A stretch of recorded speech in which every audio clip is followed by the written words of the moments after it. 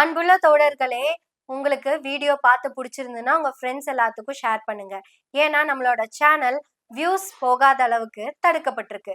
அதனாலதான் பொருளாதார ரீதியாக பெரும் தடையோட இருக்கிறோம். இப்போ நீங்க கொடுத்துக்கிட்டு இருக்கிற இந்த தொகை எங்களுக்கு சேனல் நடத்த ரொம்பவே சப்போர்ட்டிவா இருக்கு. நீங்க ஒரு மாதத்துக்கு 100 ரூபாய் தொடர்ந்து மாதம் மாதம் அனுப்புங்க. உங்க சப்போர்ட்னால தான் நம்ம எனவே பேசுவோம் தொடர்ந்து நடக்கும். உதவி கொண்டிருக்கும் தோழர்களுக்கும் உதவ போகும் தோழர்களுக்கும் மிகப்பெரிய நன்றி. இந்த சமூகத்திலிருந்து நம்ம பார்க்குற பல போட்டோக்கள் பல மெமரிஸ்க்கு நம்ம கொண்டு போகுங்க. இப்ப சமீபத்துல என்ன ரொம்ப பாதிச்ச ஒரு போட்டோ தான் இந்த போட்டோங்க. இந்த போட்டோவை பார்த்ததும் என்ன சொல்றதுன்னே தெரியலங்க. Thanks to Vijay sir. ரொம்ப நன்றி சார். இப்படி ஒரு ஹாப்பி மெமரிஸை கொடுப்பீங்கன்னு எதிர்பார்க்கவே இல்லை. 5 இயர்ஸ்க்கு முன்னாடி எங்க அப்பா இறந்துட்டாருங்க. இப்ப இந்த போட்டோ எங்க அப்பாவோட என்ன மெமரிக்கு என்ன கொண்டு போச்சு அப்படின்னா, நான் 2nd ஸ்டாண்டர்ட் படிக்கும் போது ஆயுத பூஜை அன்னைக்கு எங்க அப்பா அவரோட கம்பெனிக்கு கூட்டிட்டு போனாருங்க. அங்க போய் பார்த்தா பெரிய பெரிய மிஷினு, அந்த மிஷின் எல்லாமே கிரைண்டர் பண்றதுக்கு பயன்படுது. ஒவ்வொருத்தங்களும் ஒவ்வொரு மிஷினையும் நான் இதுலதான் வேலை செய்யறேன், நான் இதுலதான் வேலை செய்யறேன் அப்படின்னு சொல்லி என்னென்ன வேலை பாக்குறாங்கன்னு வரை எங்களுக்கு எல்லாம் சொல்லி கொடுத்துட்டு இருந்தாங்க. அப்படி எங்க அப்பா வேலை பார்த்த அந்த லேத்த போய் தொட்டு பார்த்தேங்க. அதை தொட்டதுமே ஒரு இனம் புரியாத அது அது எப்படி எப்படி சொல்றதுன்னு தெரியலைங்க. அன்னைக்கு அந்த கம்பெனிய நானும் இதே மாதிரி தாங்க இப்படி கைய வச்சுட்டு சுத்தி பாத்துக்கிட்டு இருந்தேன். இதோ இந்த போட்டோல விஜய் சார் பாத்துக்கிட்டு இருக்கிற மாதிரி. என்னங்க சார், ஆயுத பூஜைக்கு அப்பா கம்பெனிக்கு பொறி வாங்க போன மாதிரி திமுக பண்ண சாதனைகளை கண் சிமிட்டாம பாத்துக்கிட்டு இருக்கீங்களே. இததான் சார் நாங்க சொல்லிக்கிட்டே இருக்கோம். திமுகங்கிறது வேற, நீங்க வேற. இது வரைக்கும் நீங்க போய் வேடிக்கை பார்த்த எல்லா இடங்களுமே பொட்டல் வெளிகளா இருந்தது. கலைஞருடைய மனக்கண்ணில் அத்தனை டிசைன்களும் உருவாச்சு. பா, என்ன சாதனை தெரியுமா சார் அதெல்லாம். ஆனா நீங்க நின்ன போசும் நான் நின்ன போசும் ஒரே மாதிரி ஒட்டா வந்து என்ன பழைய காலத்துக்கு கூட்டிட்டு போயிருச்சு. அப்படி பொறி வாங்க போன என்ன மாதிரியே நீங்க நிக்கிறத பார்த்தப்போ ரொம்ப சந்தோஷமா இருந்துச்சு சார். ரொம்ப நன்றி விஜய் அவர்களே, ரொம்ப நன்றி. ஒரு எமோஷனலான ஒரு வீடியோ கொடுத்ததுக்கு. ஓகே ஓகே, நம்ம எனவே பேசுவோம் எவ்வளவு சீரியஸாலாம் பேசக்கூடாதுல்ல. சாரி தோழர்களே. ஆயுத பூஜை பொறி, ஆரஞ்சு மிட்டாயி, கத்திப்பாரா பாலம், விஜய் நின்ன போஸு, நான் நின்ன போஸு, இதெல்லாம் யோசிச்சப்போ எமோஷனல் ஆயிட்டேன். அவரை சுத்தி எப்படி அதிகாரிகள் நின்னுகிட்டு இருந்தாங்களோ அதே மாதிரிதான் என்ன சுத்தியோ எங்க அப்பா ஃப்ரெண்ட்ஸ் நின்னுகிட்டு இருந்தாங்க. அங்க நின்னு ஆன்னு பாத்துக்கிட்டு இருந்த எனக்கு அப்பா ஃப்ரெண்ட்ஸ் சொன்னதெல்லாம் எனக்கு எப்படி புரியலையோ அதே மாதிரி தான் விஜயும் இப்படி நின்னு பேசிட்டு இருக்கும் போது அதிகாரிகள் சொன்னதும் புரிஞ்சிருக்காது. பாத்தீங்களா, எனக்கும் விஜய்க்கும் இந்த ஆயுத பூஜை பொறியில பெரிய ஒற்றுமையே வந்துருச்சு. என்ன சார், கத்திப்பார நின்னு பாத்தீங்கல்ல திமுகவுடைய வளர்ச்சிய.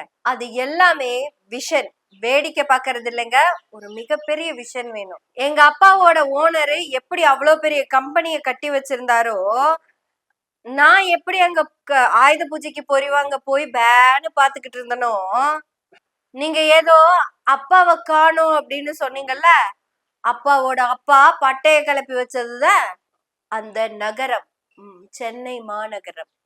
அந்த சென்னையினுடைய வளர்ச்சிக்கு காரணமா இருந்த ஒருத்தர் யாரு தெரியுமா?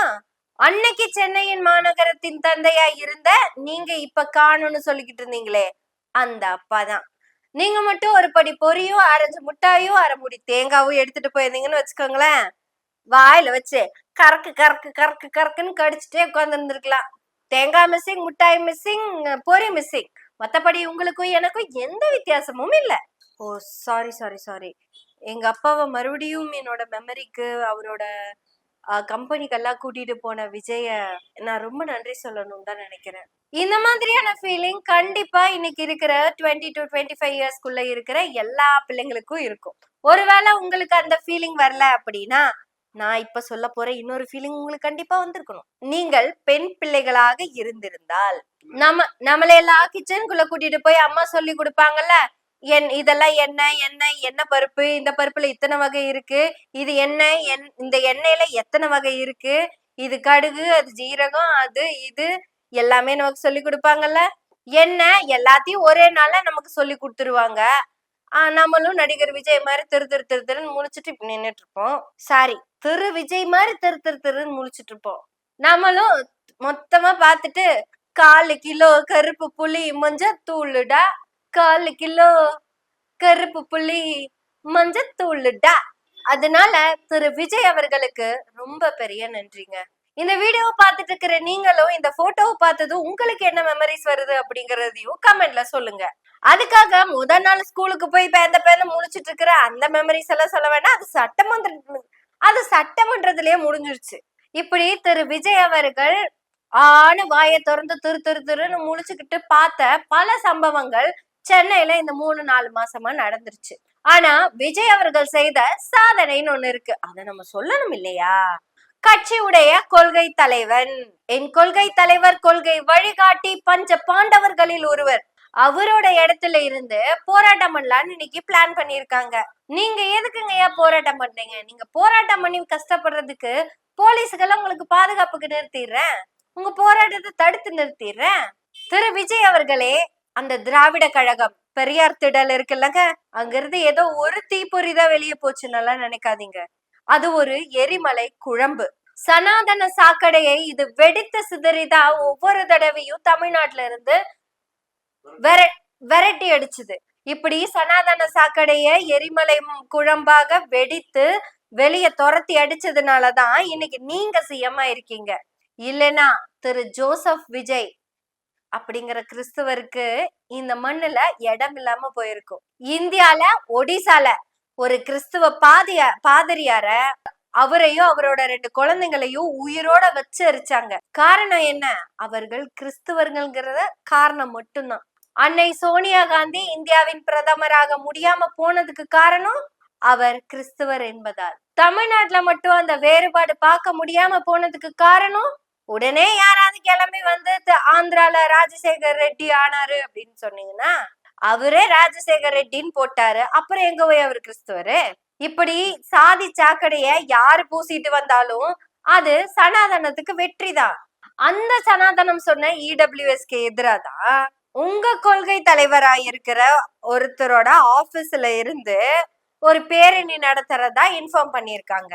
இப்ப நீங்க சிஎம் ஆனதுக்கு காரணம் என்ன அப்படிங்கறது உங்களுக்கே தெரிஞ்சு போயிருச்சு. யோசிச்சு பாருங்க. நானே ஆயுத பூஜைக்கு பொரியோட சேர்த்து 1/2 மூடி தேங்காயும் வாங்க போன புள்ள என்கிட்ட எங்க அப்பாவோட ஓனர் அந்த கம்பெனியை கொடுத்திருந்தாருன்னா நான் என்ன பண்ணுவேன்? அந்த கம்பெனி ஓனரை வெளியவே விரவிடாம பண்ணிருவேன். அறிவு இருந்தா இப்படி பண்ணுவேனா? எல்லா அதிகாரத்தை தக்க வச்சுக்கிறதுக்கான வெறிதான். அவ்வளவுதாங்க. ஒரு சாதாரண பொறிகடலையும் தேங்காவும் வாங்க போன என்கிட்ட கத்திப்பாரால நின்னு வேடிக்கை பாருன்னா நான் என்ன பண்ணுவேன்? ரொம்ப பெரிய மனசுங்க உங்களுக்கு. எங்க பழசையெல்லாம் ஞாபகப்படுத்திட்டீங்க. நான் அன்னைக்கு பேசாம வேடிக்கை பார்த்த மாதிரியே இன்னைக்கு இவரு பேசாம வேடிக்கை பாக்குறத நம்ம பேசுவோம். எனவே பேசுவோம் நாள்தோறும். உங்களுடைய ஆதரவுகளை நன்றிகளோடு எதிர்பார்த்து கொண்டிருக்கிறோம். நன்றி, வணக்கம்.